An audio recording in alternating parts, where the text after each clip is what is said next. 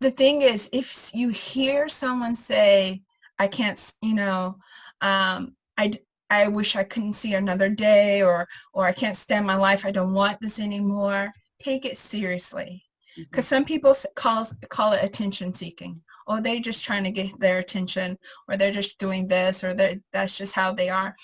And you know what? That's also, there are illnesses that correspond with that type of thinking, where people are in a negative space where they just don't want life anymore.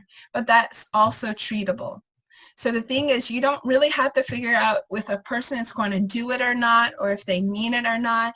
Just by someone saying something like that, you know they're not loving life. And if you're not loving life, then maybe you should talk to someone who can help you love life more.